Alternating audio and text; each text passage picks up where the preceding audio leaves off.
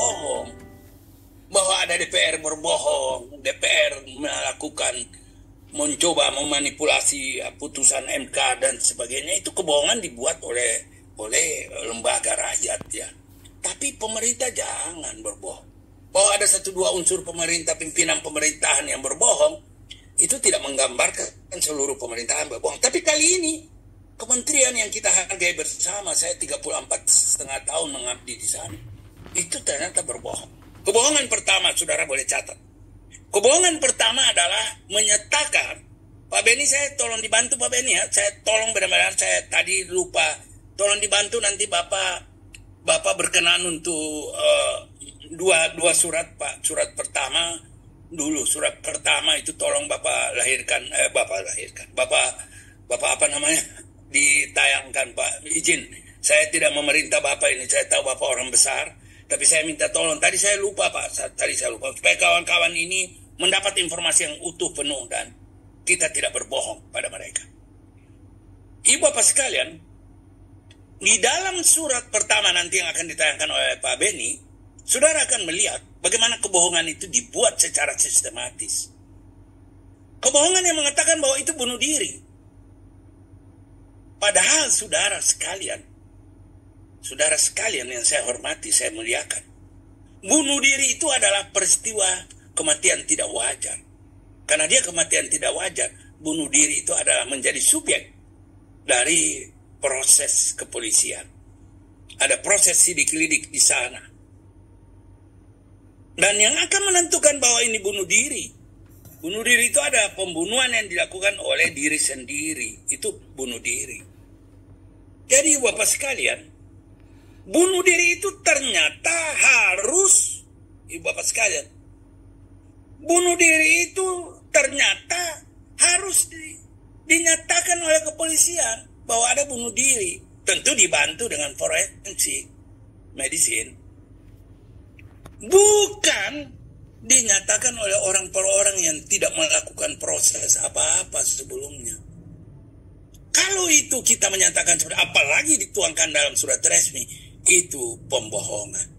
Dan pembohongan itu kalau dibuat oleh orang yang jualan di sana, orang yang lalu lalang di terminal, itu pembohongan biasa. Tapi kalau pembohongan itu dibuat oleh birokrasi pemerintahan setingkat dirjen, maka itulah premanisme birokrasi, Ibu Bapak sekalian. Pak Beni bisa dibantu surat pertama, ada kesulitan? Saya kirim, atau Pak Batiar pintar, saya kirim ke Bapak suratnya. Ada. Sampai hari ini Kapolrestabes Semarang sudah menyampaikan bahwa tidak ada tanda-tanda, tidak ada fakta-fakta hukum bunuh diri. Tapi di dalam surat dan di dalam berbagai informasi yang ditularkan lewat kawan-kawan media, itu dinyatakan bunuh diri. Itu kebohongan pertama. Kebohongan kedua, Ibu Bapak sekalian, bunuh diri itu dinyatakan bunuh diri itu sebagai akibat bullying. Bunuh diri sebagai akibat bullying itu adalah sebuah peristiwa hukum yang harus ada pembuktiannya, Ibu Bapak sekalian. Saudara tahu kan pembuktian sebuah peristiwa hukum? Pasal 184 KUHP menyatakan bahwa ada 5 alat bukti. Alat bukti pertama saksi. Sampai hari ini saksi diperiksa terus. Tidak ditemukan alat bukti bahwa akibat bullying anak ini, almarhumah ini bunuh diri. Itu kan harus kuat pembuktiannya. Kemudian yang kedua, alat bukti kedua itu saksian. Alat bukti kedua surat. Surat itu dipaksakan. Saudara, di dalam diary book, buku catatan harian itu tidak dapat. Polisi sudah periksa satu persatu, halaman demi halaman. Tidak ditemukan itu sebagai alat bukti. Jadi Bapak sekalian, sungguh tidak benar. Itu kebohongan kedua. Setelah kebohongan pertama dan kebohongan kedua ini terungkap dan diungkap oleh media, diungkap oleh banyak pihak dalam berbagai webinar sarasehan itu. Ya cuma sayang sekali webinar-webinar mengungkap ini tidak mengundang kawan-kawan media. Setelah itu diungkap, bahwa tidak ada bunuh diri tidak pernah dinyatakan oleh media, oleh pihak kepolisian. Tidak ada juga hubungan, sebab itu harus hubungan sebab akibat ya. Bullying menyebabkan bunuh diri itu harus hubungan sebab akibat. Ternyata hubungan sebab akibat itu tidak ada, tidak ditemukan, atau paling tidak sukar untuk memaksakan ditemukan. Nah, sekarang dialihkanlah menjadi rupiah. Kemarin Pak Sarir itu sebetulnya orang baik. Saya tidak tahu kok Pak Sarir kok jadi begitu. Mau saja untuk menyiarkan sesuatu kebohongan.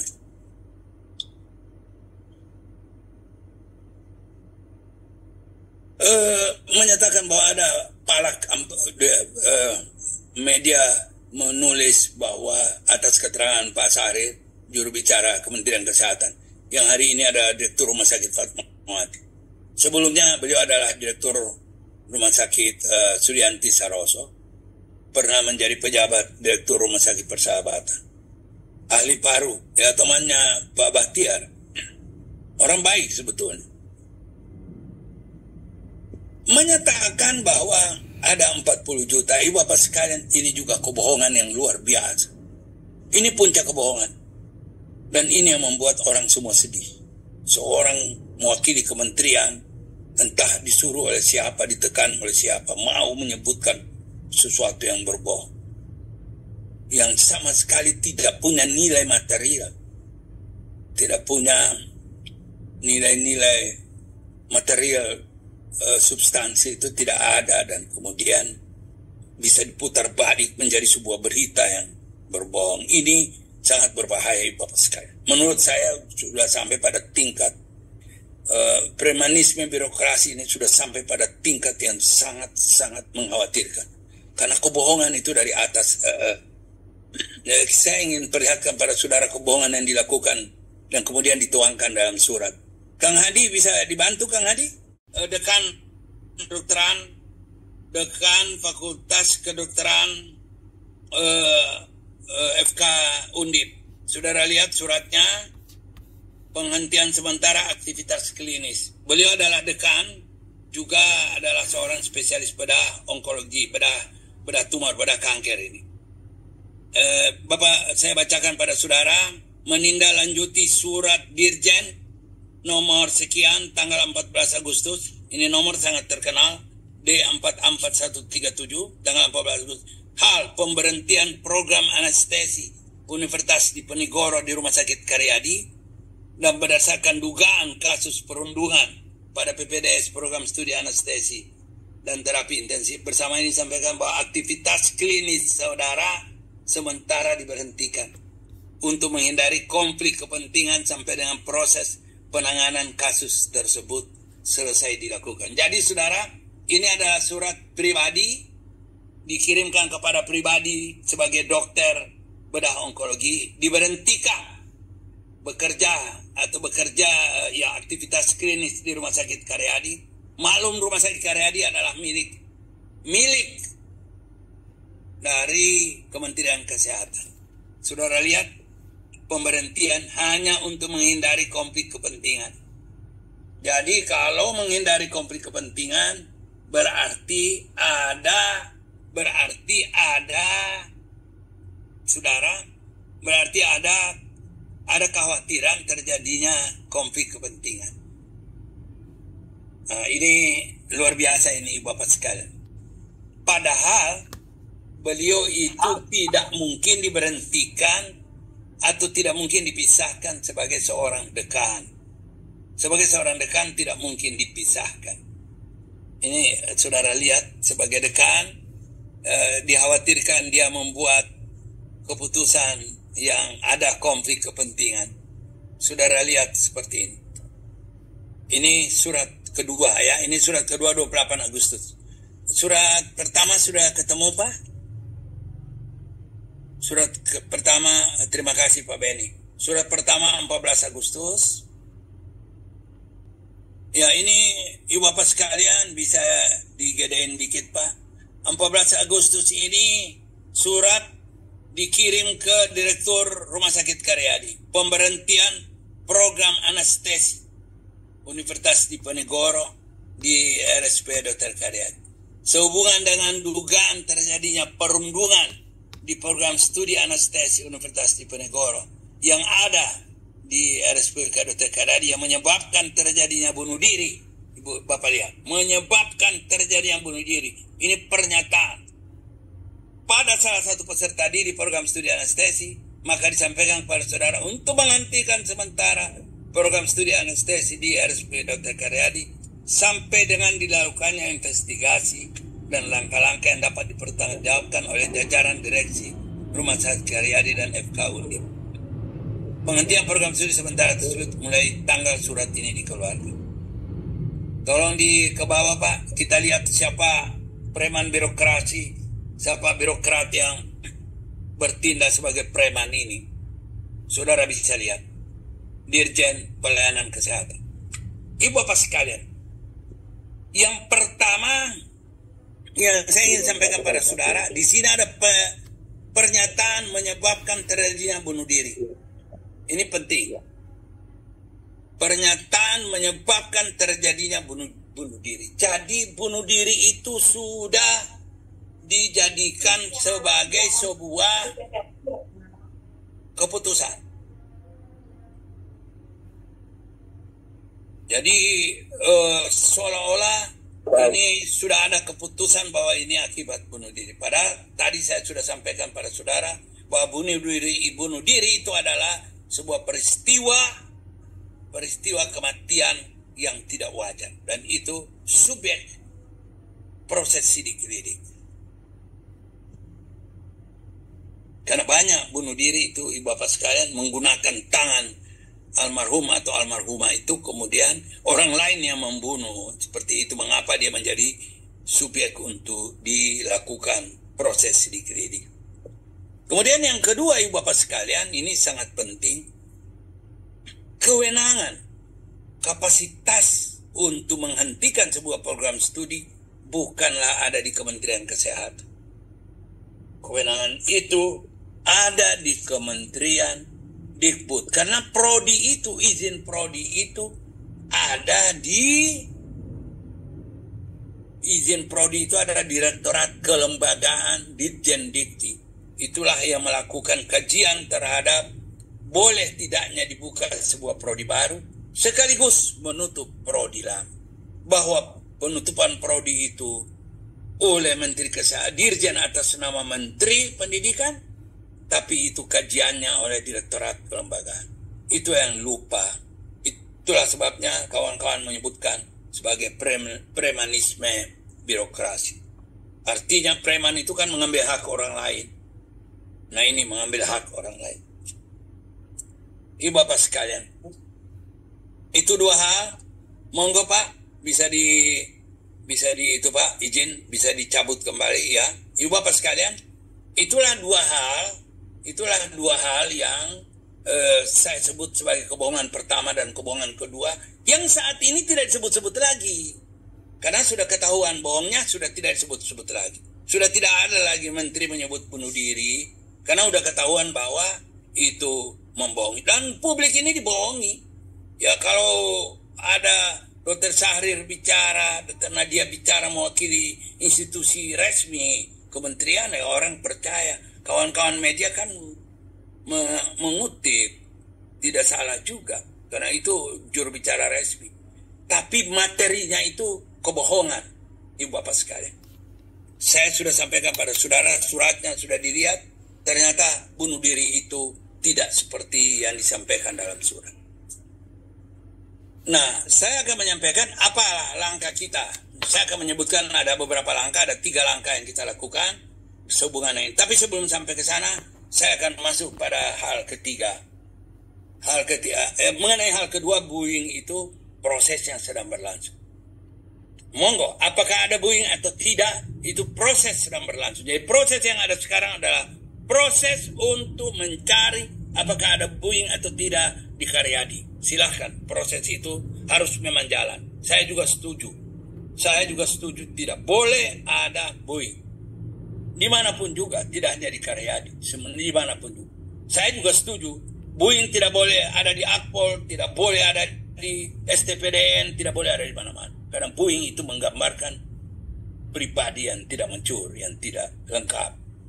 Ibu Bapak sekalian, dua hal sudah saya sampaikan. Hal ketiga akan disampaikan oleh narasumber langsung. Setelah itu baru kita akan minta pendapat narasumber lain. Ada Pak Beni di sini, ada Pak Purwoko. Saya mohon dibantu untuk memberikan informasi kepada kawan-kawan ini. Perlu diluruskan informasi yang dimiliki kawan-kawan. Selama ini kawan-kawan mendapat informasi sepihak yang semuanya tipu menipu, bohong. Sebagai ilmuwan kita tidak suka ada seperti itu. Jadi Bapak sekalian, saya persilakan. Yang pertama, siapa namanya? Saya 40 juta. Saya mau minta tolong kalau bisa. Saya ada 3 narasumber yang ingin saya sampaikan.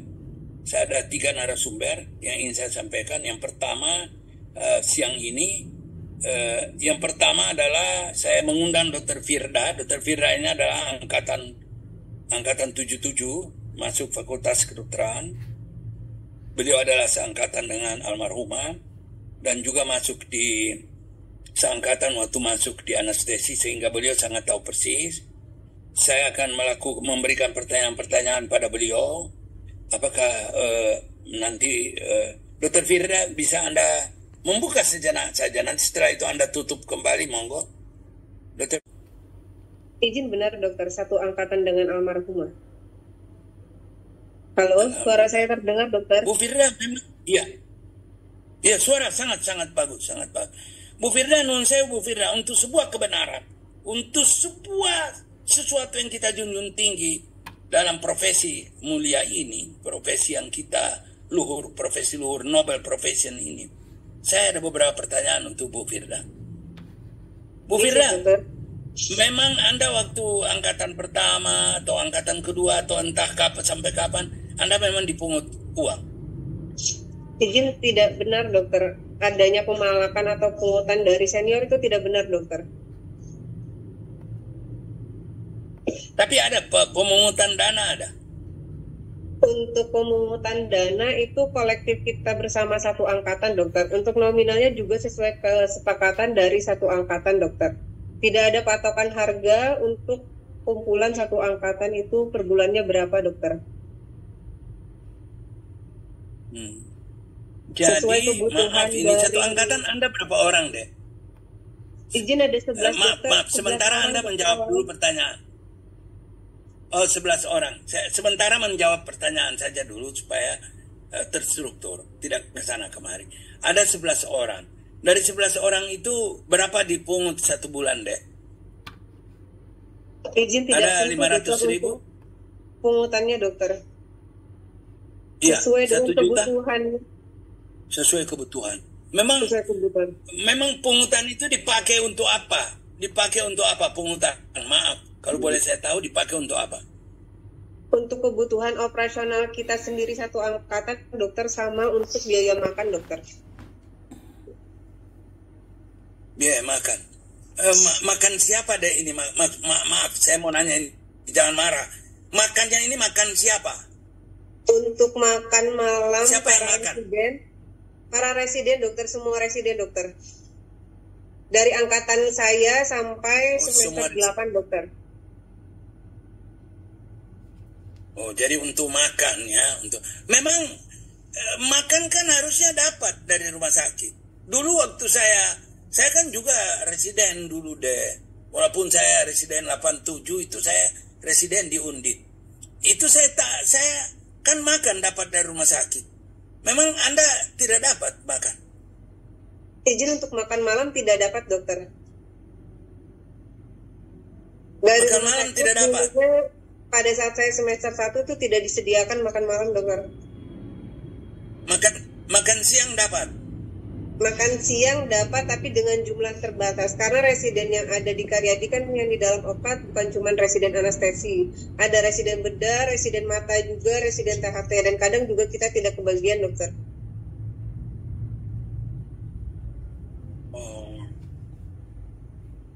Iya.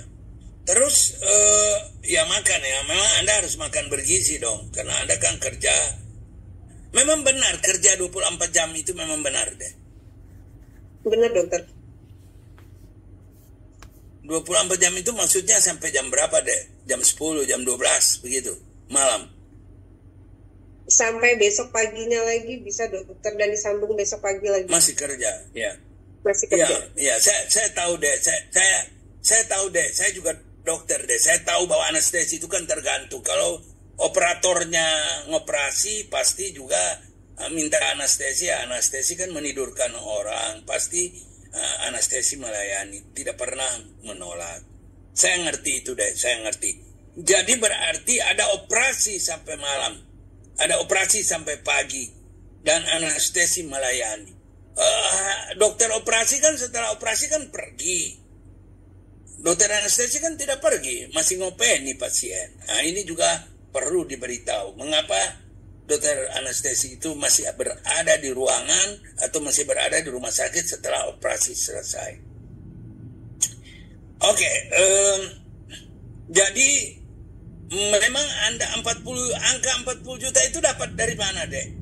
Itu kan angka itu kan disebutkan. Berarti ada angka itu. Kira-kira dapat dari mana angka itu?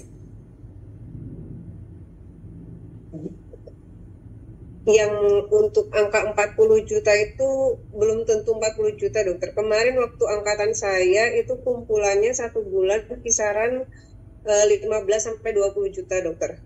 Tapi itu untuk kebutuhan operasional kita juga.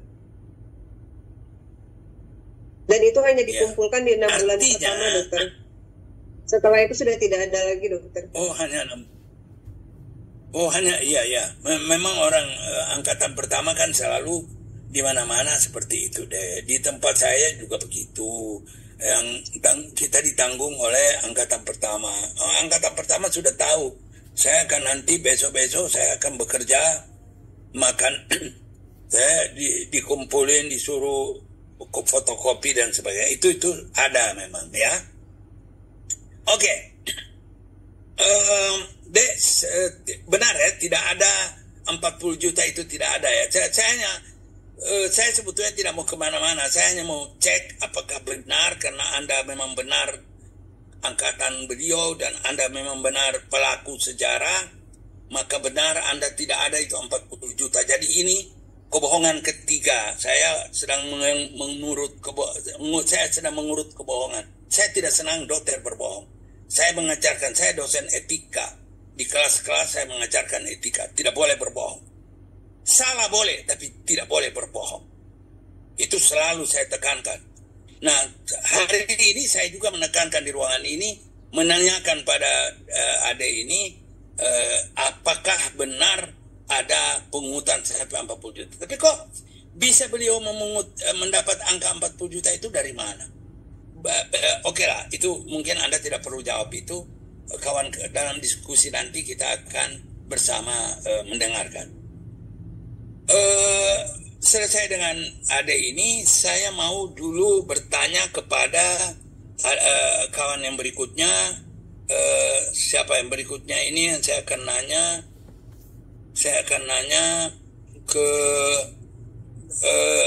lebih senior lagi, dokter yang ganteng, dokter Angga. Sudah ada di ruangan ini dokter Angga? Oh ada, dokter Angga yang ganteng. Angga, apa kabar Angga? Angga, apa kabar? Sehat Angga, sehat. Terima kasih. Baik.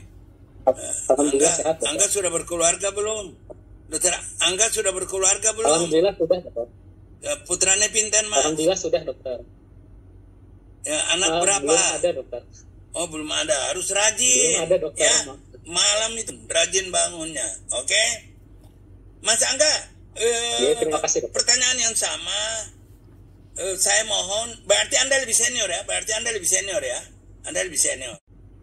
Memang ada palakan-palakan, ada tekanan-tekanan sehingga ada dokter yang almarhum itu bisa diminta 40 juta.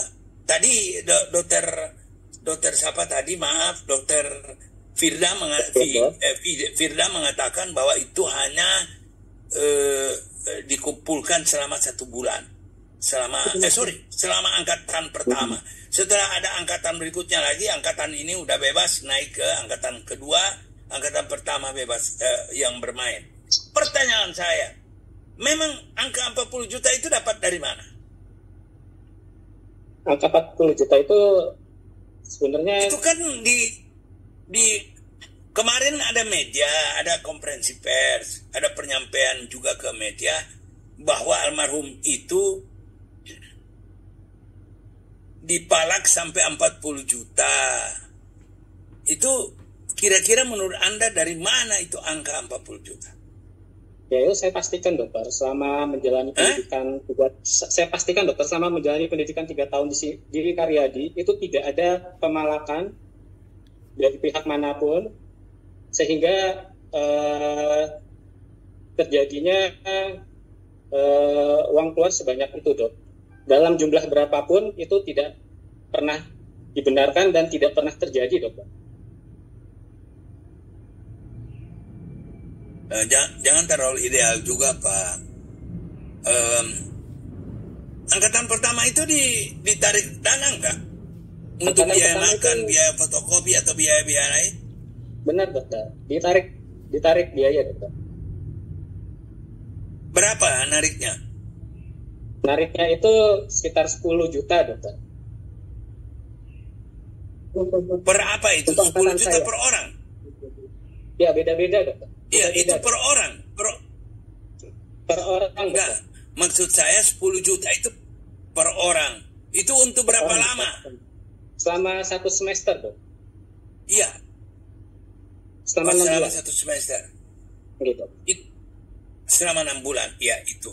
Itu bisa dicicil atau harus cash tunai? Bisa dicicil, Dokter. Ini jadi bisa dicicil. Angga sendiri cicil berapa kali? Saya cicil sekitar Angga cicil berapa kali? 4 kali, Dokter. 4 kali. Kemudian dikumpulkannya di mana? Dikumpulkan di bendahara angkatan, Dokter. Angkatan saya sendiri. Bendahara angkatan. Bukan dikumpulkan ke senior, bukan? Tidak, Dokter. Benar ya, Bapak bicara benar ya. Dikumpulkan pada bendahara angkatan. Oke. Bendahara angkatan itu ternyata saya kembali lagi ke Bu Firda. Bendahara angkatan Firda, Dr. Firda. Anda siapa? Waktu Anda bendahara angkatan siapa? Waktu angkatan saya itu bendahara angkatannya almarhumah Risma, dokter.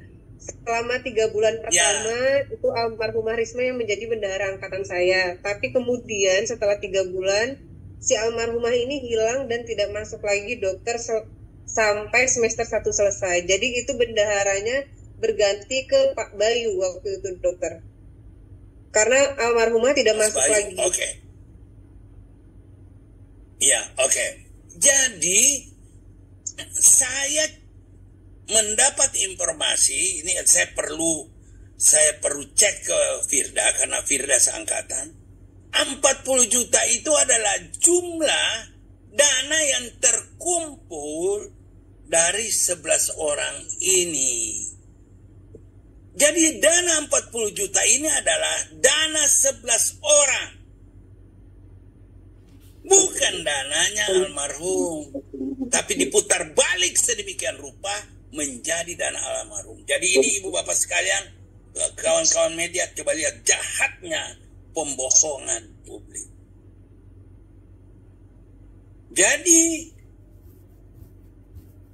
kalau memang benar beliau bendahara, maka ini adalah catatan yang ditemukan atau catatan yang ada tetapi milik kawan-kawannya, bukan milik atau bukan pemberian atau bukan penarikan pada beliau. Jahat sekali. Judulnya sudah jahat, tapi lebih jahat lagi informasi yang diberikan. Saya boleh kembali lagi kepada saudara Angga. Mas Angga, Anda tadi mengatakan bahwa saya belum tahu Pak. Bapak tolong pertegas Itu dipakai untuk apa uang yang dikumpulkan itu? Waktu Anda berapa orang peserta PPDS yang masuk? Waktu Angga? Waktu saya semester 1, jumlah total residen itu sekitar 110 dan 120. Enggak, berapa orang? Berapa orang yang diterima, Pak? Berapa orang yang diterima pada saat itu? 11 orang. 11 orang. 11 orang. Anda dipakai untuk apa uang itu deh, kalau boleh tahu? Uang itu dipakai satu untuk membeli makan kebutuhan seluruh residen, dokter. Kemudian apa lagi?